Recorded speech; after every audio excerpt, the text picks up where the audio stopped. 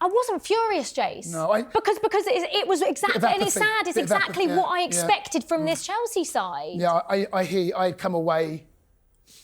Yeah, that's not furious. That's just accepting that is the performance that we've been used to getting for the last 2 months. No, it's not good. Sorry, there was a point just as one example. It was like 88th, 89th minute, right in front of me. The ball had gone to Raya, and he was just waiting with the ball at his feet to pick it up. And Neto just strolled up to him, not a care in the world. Yeah, and I was thinking, that's even if you know deep down you're not going to win this game or even get a point. Just for the fans, for the fans that have gone there, just sprint towards him, just to show that you're trying. But I think Maresca's been found out a little bit. I think if you look at the Brighton results earlier in the season, I think Brighton went to you, dominated the ball, played a high line, and you scored. I think you beat them 4-2. Yeah. From 4 big chances that they let you have, and then you went to them and they gave you all of the ball, and they sat back and they comfortably beat you, and you created nothing. And I think a lot of teams have clocked on to that's how you beat Chelsea. And I was surprised earlier in the season that more managers weren't playing that way anyway. You're absolutely right. The way you play, if I managed against Chelsea... You know exactly how you're going to set up. I sit back deep because there's a lack of intensity in the transition as well, where I think that the best chance sometimes is when a team comes onto you, i.e. a set piece, maybe a free kick out wide, a corner, where you can win the ball away from the goalkeeper and bowl it out. Honestly, it's... Yeah. It's just like the lack of intensity sideways. And the lack of that to me, injuries, blame all that, whatever you want to do, and maybe the quality isn't quite there. But what I can't accept is a lack of fight, and I felt yesterday's game there was a genuine lack of belief and fight, and that keeping the ball. Who cares? Arsenal never looked. Arsenal didn't care. I think that's a problem though with that particular style of football as well. Like I think it's a bit unfair to say it's only Maresca. No, it's not only Maresca. Because there's a lot of managers that have come through that same school of sort of coaching, if you like, that do similar things. That Pep Guardiola style, if you like. The thing is, Pep Guardiola's sides at their best did have that intensity, and that's what's missing with Chelsea. So there's a piece that's not quite there. But just to tie it back to Arsenal, like we were talking about why we didn't go out and bring in this player and that player and boost our attacking options. I think we're fearful of ending up like Chelsea, where we've spent 100 million plus on Enzo Fernandez, where we've brought Christopher Nkunku in, who was supposed to be the saviour. You know, when he was injured, all we heard was Chelsea will be fine when he comes back. He's offered nothing. Jadon Sancho. There's so many bad, costly signings that Chelsea have made over the years. And we can look at Maresca and we could look at Pochettino last season, but ultimately they've signed players that aren't good enough for vast amounts of money that then prevents them from being able to do business to rectify things as soon as they need to. This is where they're at. Keep spending money. Yeah, but it's going to catch up with them. They're basically just hoping that in the summer you're going to be able to get rid of Kepa, who you probably will actually, because I know he's made some mistakes at Bournemouth, but he's largely been okay for them. But you're basically just risking it all on being able to get rid of Christopher. I mean, Christopher Nkunku will be able to be sold because of what he's done. Yeah, someone will take him. But you got away with it that summer when the Saudi Pro League started gaining momentum. And a number of players ended up going over there. We lost money on those players, though. We didn't make money. I know you lost money. We lost money on Koulibaly. But not as much as you should have lost. But we lost. People saying we didn't. We lost money. But the point about going and spending all this money in trying to sell players, the club themselves, they must have targets. They must have a realistic ambition about who they want to sign, the sort of DNA of a player they want to sign. They must have. But moving some of these players on because they've got long contracts will be easier, believe it or not. I'm not intelligent enough. I don't understand how it works to put these players on long contracts, buy them in, their residual value still equals because they're on contracts. Simon Jordan tried to explain it once, and he's done a pretty good job as far as I'm aware. I still don't quite grasp it. And anyone that outside of football that really understands it, I'd love to hear what your thoughts are.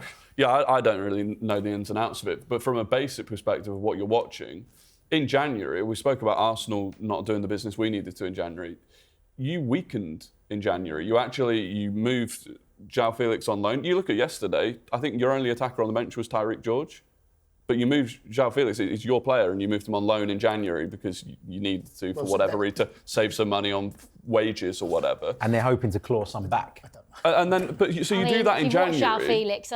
Yeah, I mean, look, I don't think he's great, but you'd have rather had him yesterday than not had him, I'd imagine. But the issue is, right, when I looked at the team we had yesterday, when Cole Palmer doesn't play, we've got a and effectively a place for Christopher Nkunku, which is everyone we knew when he came in, it's either off the number 9, just in a number 10. That's his best position every single time when Palmer, because no one's going to play in front of Cole Palmer. So my issue with yesterday was, even though we didn't have Cole Palmer, for the first time in the Premier League since way back, I think it was the Emirates. The last time we didn't play was against you lot. He always seems to shirk that one. Yeah, it doesn't fancy 2 it, the seasons Emirates. in a row now. But my issue is that he's playing players out of position. You've got a centre-back playing at right-back. You've got a right-back playing at centre-mid. You've then got a number 10 playing on the left. It's like, why not just put Reece James at right-back and have him invert, because you're never going to get the Reece James up and down the wing. Play Lavia, because to me, if he's fit enough to be on the bench, he's fit enough to start.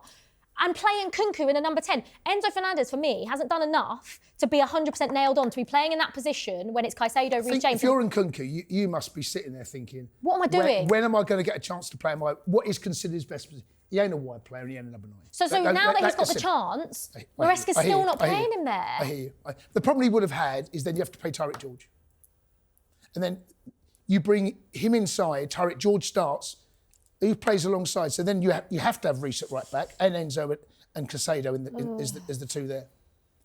Anyway, Yeah, well, Moises I hear Caicedo is you, brilliant. though, Liv. And I that's do my hear you. frustrations. But also, we should look at the fact that Chelsea didn't have you didn't have Saka and you didn't have Havertz yesterday, and we didn't have Nicholas Jackson, who we've missed so much. No matter what you guys, I don't know what you guys think of Nicholas Jackson, but watching him this season, The way we play, the way we structure, he would have given he's a loss. Saliba and Gabriel something to think about. I agree with that. And when I saw Chelsea's performance yesterday, particularly when I was sort of driving home from the match, when you kind of start to download your thoughts and whatever, I was thinking, they were without some really key players. Maresca said it in one of his interviews after the game, and that kind of really triggered it in my mind, that's a problem. Agreed. But the point is, even when you spend £1 billion, which Chelsea have done, and I know you guys must hate it when people say that, because it's the stick that is often used to beat Chelsea with. But when you spend that, there's still no guarantee that you're going to have players as good as the ones that you're missing from your first 11. And this is the point. Squad building is so difficult.